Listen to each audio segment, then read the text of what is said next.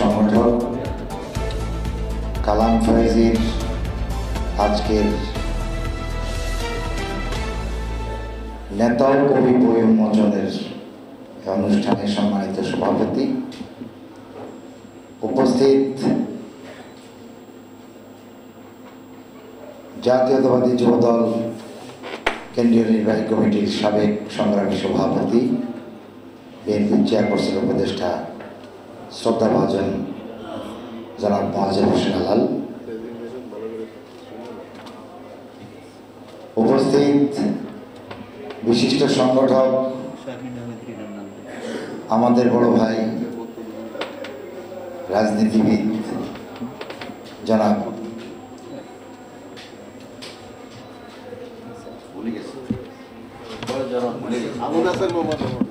আবু নাসের মোহাম্মদ রহমতুল্লাহ, উপস্থিত রীতা আপা সহ বিভিন্ন সংগঠনের রীতা আপা বলছি, আমার শ্রদ্ধা ভজন বড় আপা রীতা রহমান। বেসিক্যালি আপনারা অনেকেই ভুলে গেছেন, এক সময়ের তুখোর রাজনীতিবিদ জনাব মশিউর রহমান যা দুনিয়ার সুযোগ্য কন্যা, রংপুর থেকে এই দুঃসময় নির্বাচন করেছেন। এখানে উপস্থিত রয়েছেন প্রজন্ম একাডেমি সহ বিভিন্ন সংগঠনের নেতৃবৃন্দ, আমার সামনে সমবেত সুধীবৃন্দ, ইলেকট্রনিক্স ও প্রিন্টিং মিডিয়ার সাংবাদিকবৃন্দ, সবাইকে জানাই শুভেচ্ছা অভিনন্দন।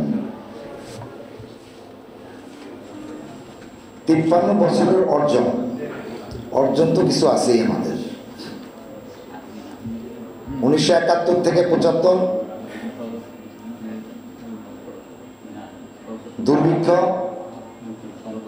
সন্ত্রাস, খুন, চাঁদাবাজি দেখেছি। তারপর স্বৈর শাসক 9 বছর, হোসেন মোহাম্মদ এরশাদ একটি নির্বাচিত সরকারকে হটিয়ে ক্ষমতাচ্যুত করে তারা ক্ষমতা আসীন হয়েছিলেন, তাদেরকে বিদায় নিতে হয়েছে। 9-5-14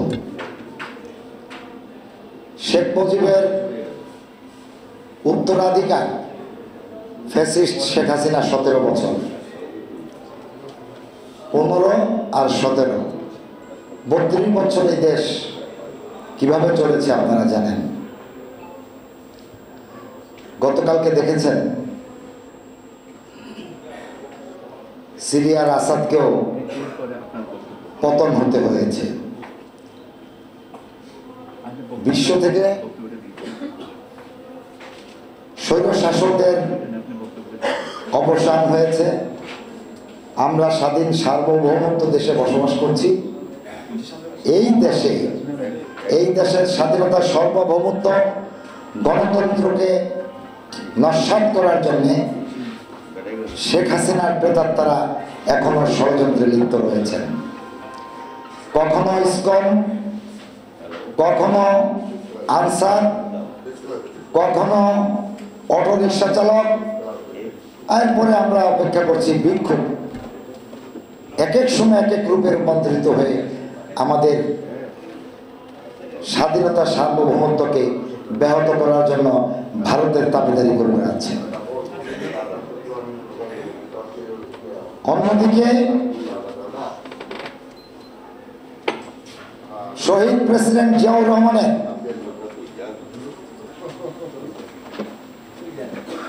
ইতিমধ্যে আমাদের মাঝে আসছে নাকি?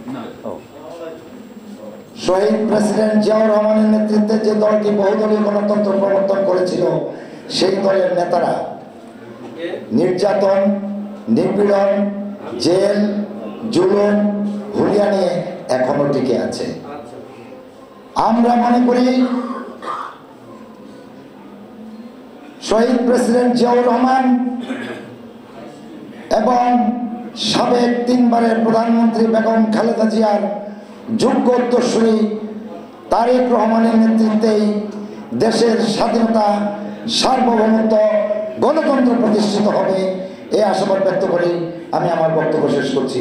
সবাইকে ধন্যবাদ।